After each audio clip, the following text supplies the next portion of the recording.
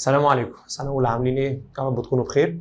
إن شاء الله بإذن الله هنحل مع بعض دلوقتي الواجب بتاع الدرس الثالث اللي هو درس البروتينات. ولكن قبل ما نخش في الدرس بتاع البروتينات تعال نفتكر كم حاجة مع بعض. تعال نفتكر إن البروتينات كان المونيمر بتاعها اسمه الحمض الأميني.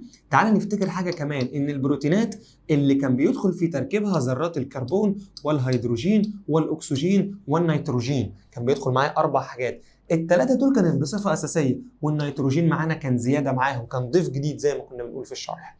طيب دلوقتي أنا عايز أفتكر الحمض الأميني كان بيتكون من إيه؟ كان بيتكون من ذرة كربون مرتبطة ب4 حاجات، بسم الله، ذرة هيدروجين، وبعدين هنا الار الالكايل، وبعدين هنا COOH اللي هي مجموعة الكربوكسيل الحمضية، مجموعة الكربوكسيل الحمضية. أما من الناحية دي NH2 الأمين القاعدية، مجموعة الأمين القاعدية. يبقى تاني، الحمض الأميني كان عبارة عن ذرة كربون مرتبطة ب4 حاجات، الهيدروجين، الالكايل، الكربوكسيل الحمضيه، الامين القاعديه. خلاص ماشي يا عم، يلا بسم الله كمل معانا. انا دلوقتي هخش على حاجه تانية، تقسيمه البروتينات. تقسيمه ايه؟ البروتينات. ولكن قبل ما ننسى ان الروابط اللي كانت بتربط الاحماض الامينيه ببعضها اسمها الرابطه الببتيديه. لو انت فاكر، الرابطه الببتيديه تربط بين احماض امينيه. لو عندي 2 حمض اميني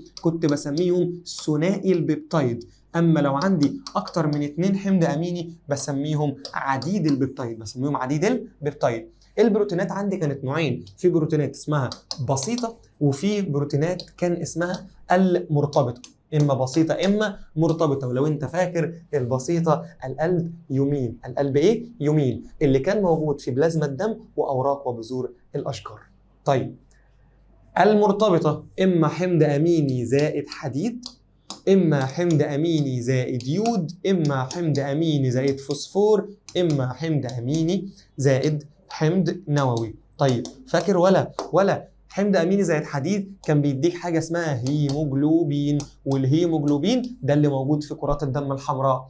حمض أميني ويود يديك حاجة اسمها الثيروكسين، اللي هو كان بروتين تنظيمي موجود في الغده الدرقيه. حمض اميني ويود كان اداني حاجه اسمها الكازين اللي موجود في اللبن. وخلي بالك الفرق بين الكازين وما بين اللاكتوز، زي ما قلنا قبل كده، ان الكازين ده بيبني بروتين، اما اللاكتوز ده مصدر سريع للطاقه. حمض اميني وحمض نووي يديك حاجه اسمها الكروماتين، وده اللي كان موجود جوه الكروموسوم.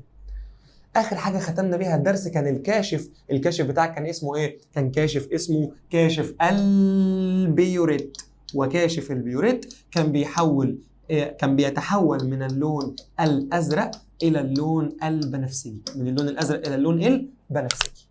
ده ملخص سريع للي قلناه المره اللي فاتت في درس البروتينات، وان شاء الله باذن الله يلا بينا دلوقتي على الحل. يلا عم. السؤال الاول هيبدا يقول: أي الذرات التالية ترتبط بها مجموعة الألكايل في الحمض الأميني الفالين؟ هي مجموعة الألكايل بترتبط بإيه؟ يعني أنا لو عملت كده وهنا COOH وهنا الR وهنا الH وهنا NH2، أنت يا ألكايل مرتبطة بمين؟ الألكايل مرتبطة بذرة الكربون. خلاص ماشي. السؤال اللي بعده بيقول: يدخل في تركيب اللبن كل ما يلي ما عدا. كل ما يلي ايه؟ ما عدا. خلاص جميل. هو بيدخل في تركيب اللبن ايه؟ بيدخل في تركيب اللبن اللاكتوز، وبيدخل في تركيب اللبن الكازين. طيب الكازين يعني مادة الفوسفور، زي ما لسه قايلين حمض أميني وفوسفور. طب الراجل بيقول لك جلوكوز وجلايكوجين، ولا جلاكتوز وفوسفور، ولا لاكتوز وجلوكوز، ولا لاكتوز وفوسفور؟ خلاص اقول له لا، ما فيهوش جلوكوز وجلايكوجين، ما فيهوش ايه؟ جلوكوز وجلايكوجين. طيب جميل، تعال للي بعديها. يتكون رابطة ببتيدية واحدة بتكون مركب نقط البيبتايد. انا دلوقتي عندي رابطة واحدة، والرابطة دي اكيد بتربط ما بين 2 حمض اميني، ولما انا لسه قايل لما يكون عندي 2 حمض اميني يبقى المركب اسمه ثنائي البيبتايد. مركب اسمه ثنائي ايه؟ البيبتايد. خلاص يبقى المركب هنا اسمه ثنائي البيبتايد. ماشي. ما نوع الرابطة التي تعمل على ربط الوحدات البنائية الموضحة مع بعض؟ الأنين. لايسين، فالين، ايه كل دي؟ كل دي احماض امينيه، والرابطه البيبتيديه تربط بين احماض امينيه. ماشي، اللي بعديها تناول البروتينات مهم لالتئام الجروح في مرحله النقاهه اللي هي بعد المرض والعياذ بالله، بعد الشر عليك. انت بعد ما تتعب تعمل عمليه ولا حاجه بتخش مرحله النقاهه. هل لازم تاكل بروتين؟ طبعا انت لازم تاكل بروتين. طيب يدخل البروتين في بناء جميع هرمونات الجسم؟ لا طبعا. فاكر في حصه الليبيدات لما قلت لك ان في حاجه اسمها الاسترويدات، والاسترويدات اللي هي الهرمونات الجنسيه. فالهرمونات في منها استرويدي ليبيدات وفي منها بروتينات. اذا العباره الاولى صح والعباره الثانيه غلط. ماشي، تعال اللي بعديه. السؤال بيقول الهيموجلوبين من البروتينات نقط. طبعا 100% من البروتينات المرتبطه. طيب والتي تختلف عن السكريات البسيطه في احتوائها على عنصر احمد استنى، السكريات كربوهيدرات CHO، والهيموجلوبين عباره عن بروتين، يعني كربون هيدروجين اكسجين نيتروجين، وكمان معانا الحديد. يفرق ايه ده عن يفرق النيتروجين، يبقى المرتبطه والنيتروجين. فانا دلوقتي بقول ايه الفرق ما بين الراجل ده والراجل ده؟ كربون هيدروجين اكسجين موجودين الثلاثه مع بعض، والنيتروجين خلاص يبقى الاجابه المرتبطه النيتروجين. السؤال بيقول اذا علمت ان عدد الروابط البيبتيديه في تركيب سلسله عديد البيبتايد هي س، فما عدد الاحماض الامينيه؟ بص يا صديقي، ادي حمض اميني 2 3 جميل، بيربط ما بينهم ادي رابطه ادي 2. ماشي كده، يبقى انا عندي كام رابطه؟ عندي 2 رابطه. عندي كام حمض اميني؟ ادي 1 2 3، يبقى عندي 3 حمض اميني. فايه رايك لو قلت لك ان عدد الاحماض الامينيه بيساوي عدد الروابط الرابطه زائد 1، يبقى 2 زائد 1 3. طب هنا الراجل بيقول لي ايه؟ اذا علمت ان عدد الروابط البيبتيديه س، فان عدد الاحماض الامينيه يبقى س زائد 1. ما هو انا لسه عاملها اهو 2 زائد 1، يبقى انا زودت 1. ماشي، اللي بعدها. السؤال بيقول من المواد التي تحتوي على ذرات 4 عناصر. ماشي، الجلوكوز CHO، دول كام واحد؟ 3، ما تنفعش. النشا ده من السكريات المعقده يعني فيها CHO برضه. الليبيدات البسيط برضه CHO. الالبيومين ده بروتين CHON، ودول كده 4. ماشي، يلا بينا على اللي بعدها. يتغير لون محلول البيوريت إذا أضيف إلى لون محلول البيوريت بيتغير إمتى؟ والله بيتغير لو اتحط داخل بروتين، صح كده؟ طيب فين البروتين اللي هنا؟ الفول اللي أنت حضرتك بتفطر بيه ده بروتين. ماشي كده؟ الفول اللي أنت بتفطر بيه بروتين. أدي عصير القصب ما تنفعش، عصير القصب كربوهيدرات، والقمح كربوهيدرات برضو اللي هي النشا. ماشي، بذر الكتان ده بيكون يعني البنات كده بتجيب منه زيوت بذره الكتان، زي مش عارف بذره الفرخه، فالحاجات دي بتبقى ليبيدات او زيوت. عدد مجموعات الكربوكسيل الحره قلناها مليون مره، عدد مجموعات الكربوكسيل الحره هي واحده بس. والله لو قال لك يتكون من 4، يتكون من 40، يتكون من 50، يتكون من 100، يتكون من مليون، هي واحده كربوكسيل وهي واحده بس امينو. طيب السؤال اللي بعده. كم عدد الروابط البيبتيديه اللازمه لتكوين سلسله عديد البيبتايد في 8 احماض امينيه؟ طيب احمد انا ما بعرفش احسبها، ما بعرفش احسب. بص انا هعمل ايه؟ كم حمض اميني؟ 8. ادي 1 2 3 4 5 6 7 8.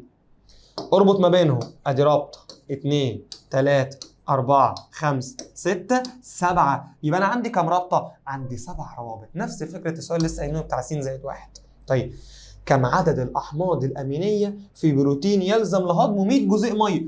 ولا فوق، أنا هنا مديك المية وعايز الأحماض. هو أنا لو كنت مديك مثلا 5 حمض أميني يبقوا كام مية؟ يبقى 4 مية. طب أنا اديتك المية، اديتك 100 مية، يبقى تطلع تجيب لي الحمض الأميني تزود عليهم 1، تبقى الإجابة بتاعتي 101. جميل جدا جدا جدا.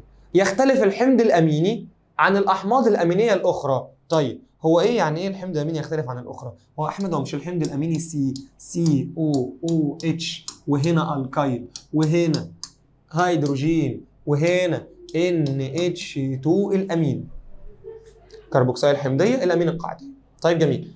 بيختلفوا في ايه؟ حبيبي دي ثابته، دي ثابته، دي ثابته، بيختلفوا في الالكايل، عشان لما قلت لك في الشرح ان الالكايل ممكن تبقى سي اتش بس، ممكن تبقى سي اتش 2، ممكن تبقى سي اتش 3، ممكن تبقى سي اتش 4، سي اتش واي حاجه، هي دي مجموعه الالكايل والوحيده اللي مختلفه.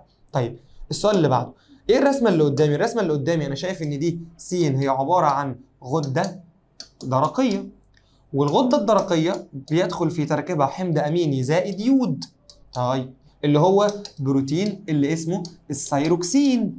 ماشي، ده ايه ده؟ ده شكل دم، كرات دم حمراء. اللي كرات الدم الحمراء يعني فيها الهيموجلوبين اللي هو حمض اميني وحديد، جدع. يعني ده الدم اهو. يلا يا عم، ادرس الشكل المقابل ثم استنتج اي العناصر يزداد معدل استهلاكها في كل من س وصاد على الترتيب. يا سلام على الجمال، يود حديد، خلاص يود حديد من قبل ما ابص حتى على السؤال.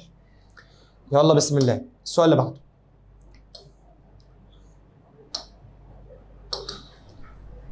السؤال بيقول اي من مكونات اللبن التاليه يجعله احد المصادر السريعه للحصول على طاقه؟ ولا استنى، احنا لسه قايلين قبل ما نخش على الحل ان في حاجتين في اللبن، اللاكتوز والكازين.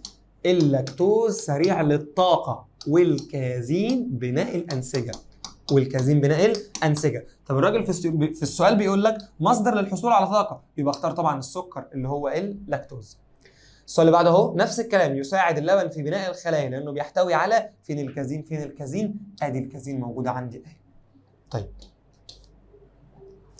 السؤال اللي بعده بيقول اي البدائل التاليه بتمثل التركيب الكيميائي الصحيح للطرف س؟ انا عايز الطرف س ده. اذا علمت ان صاد ذات خواص حمضيه، صاد دي خواص حمضيه، طب هي اللي مش الخواص الحمضيه اللي هي مجموعه الكربوكسيل الحمضيه، يبقى الناحيه الثانيه س مجموعه الامين القاعديه NH2. خلاص ماشي، يبقى س هتبقى المجموعه NH2.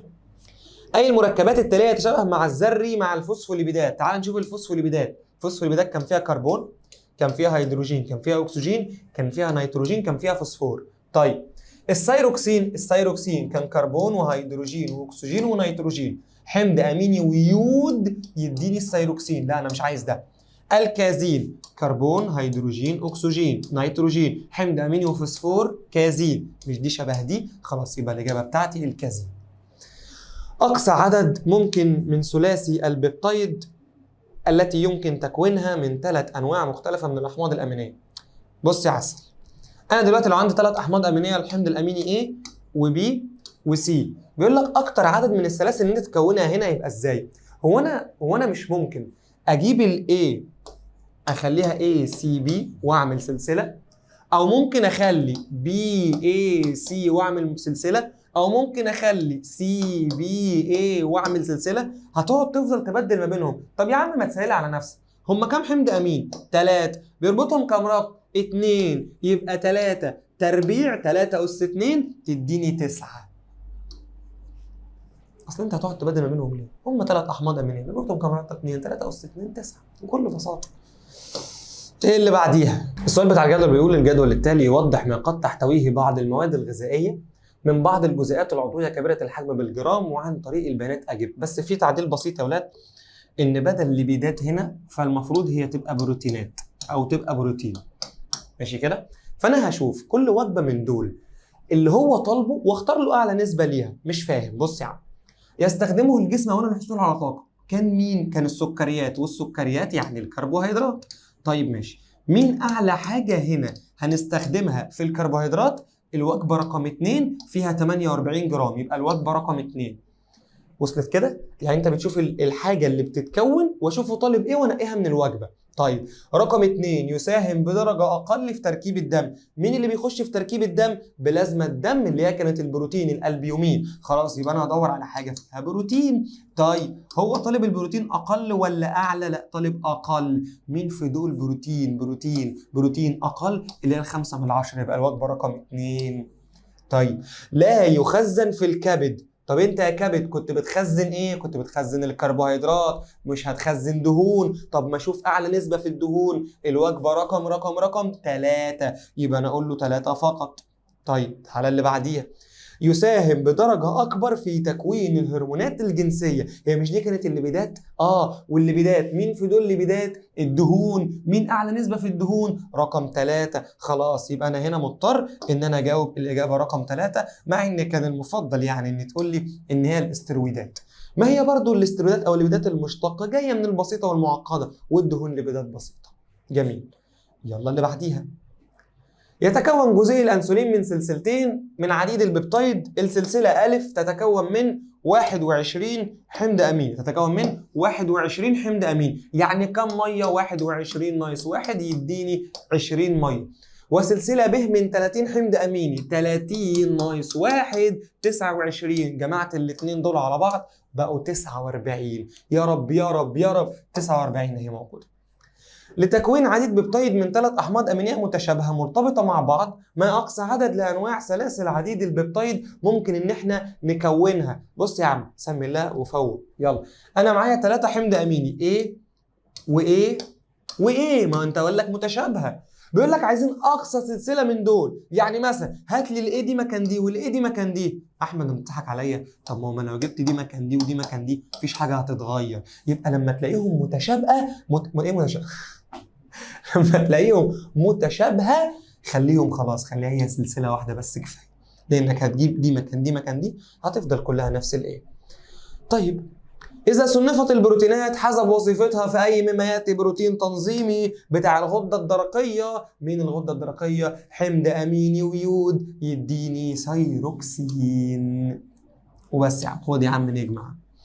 وكده يكون وصلنا لنهايه الواجب بتاعنا او الحل بتاعنا. ان شاء الله باذن الله يكون وصلك بشكل كويس. لو انت عندك مشكله او عطلت في حاجه وقف الفيديو، شوف انت فكرت غلط ازاي وارجع لتفكيرك، وان شاء الله مره على مره هتلاقي الدنيا زي الفل لحد ما نوصل للامتحان المجمع بتاعنا، لحد ما نوصل للمراجعات بتاعتنا. اشوفكم على خير ان شاء الله، والسلام عليكم ورحمه الله وبركاته.